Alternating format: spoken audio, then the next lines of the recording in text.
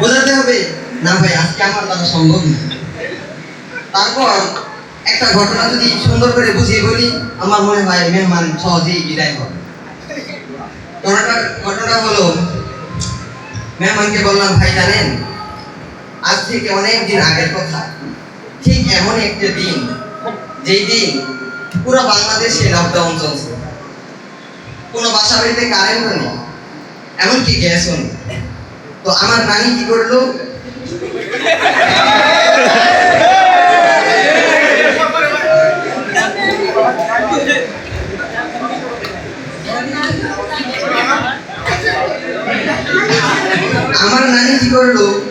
যেহেতু গ্যাস নেই, তো আগের যুগে তো লাকড়ির চুলা থাকে, অন্ধকার লাকড়ির চুলায় রান্না বসে।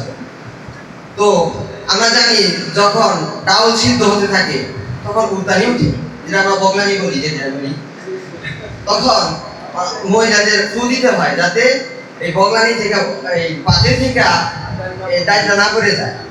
তো আমার নাই কি করলো, এমনি ফু দিতে গিয়ে এক পর্যায়ে ছ্যাপ দিয়ে দিল। এই ঘটনাটা আমি মেহমানকে শোনাচ্ছি। তো যখন এই ছ্যাপ দিয়ে দিল, নানি তো বুঝে ফেলছে, হ্যাঁ কান্না করলেন, এখন তো ডাইল ওখানেও যাবে না, মেহমানকে বিদায় করা যাবে। তো কি করা যায়, তো এমন করলো যে মেহমানকে যারা আসছিল সকলকে খাওয়ালো, কিন্তু আমার নানি এক ফোঁটাও খেলো না। এমনি ভাবে গোস্ত তৈরি করলো, গোস্তের মধ্যে নানির চুল পড়ে গেল। অন্ধকার রাত, কেউ দেখতেও পারেনি। যখন বলছে চুল, বলছি না মশলা বলে চালিয়ে দিল। এমনি ভাবে মেহমানদের সকল প্রকারের খাবার খাওয়ালো, কিন্তু আমার নানি এক ফুটা বলতে এক লোকমা খাবারও খেলো। তো ভাই তারপর বলবো যে আচ্ছা, আপনি কি এখন চান আপনি আপনাকে মেহমানদারি করেন?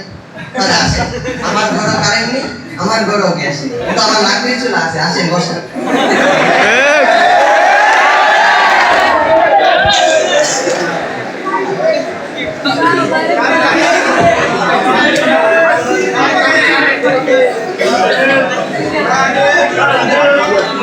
মাশাআল্লাহ মাশাআল্লাহ।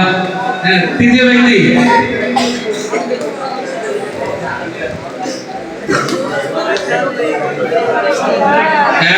সবাই খামোশ হয়ে যায়। 2024 সালের কয়েকটা ভাইরাল ডায়লগ দিতে হবে।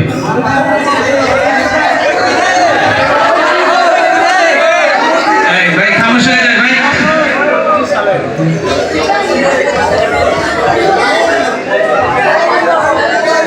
ভাই সবাই খামোশ হয়ে যায়। মনে পড়ে?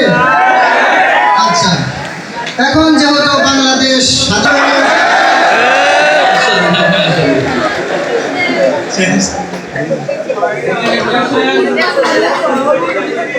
ভাই আসেন, তৃতীয় ব্যক্তি আসেন। ওই কিনের কথা কয়ো না কিন্তু, বুঝছো? মধু মধু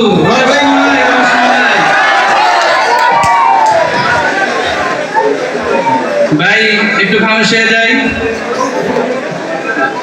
ভাই ভাইয়ের প্রশ্ন করতেছি, গভীর রাত। এবার আমরা কুইজ প্রতিযোগিতায় যাব। আমি প্রশ্ন করব, সবাই শুনেন। আমি প্রশ্ন করব, যে পারবে সে হাত তুলবেন, যে পারবে উত্তরটা সে হাত তুলবেন। সবাই একসাথে বলবেন না, সবাই বললে ঘড়িগুলো স্বপ্ন দেখেন। আসেন কোন আলাদা বন্ধা রেজমাই নো ভাই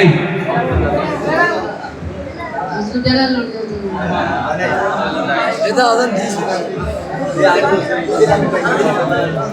না ভাই নাই, ভাই নাই, না ভাই নাই,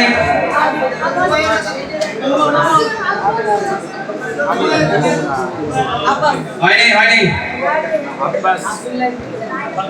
আব্দুল্লাহ কি জানি কইলো তোর সাথে রাখ গেছে। আব্দুল্লাহ কে আছে? ভাই নাই, ভাই নাই, পাস করে দিব। ডাইরি খুলো না, আব্দুল্লাহ বিজা আচ্ছা পাস করে দিতেছি আব্দুল্লাহ ইবনে যায়েদ ইবনে আব্দুল্লাহ। আচ্ছা এই এমন একটা প্রশ্ন যার অধিকাংশ কিতাব বা লিখিত বই আমরা অনেকেই পড়ি, বলতে পারবেন তিনি কে?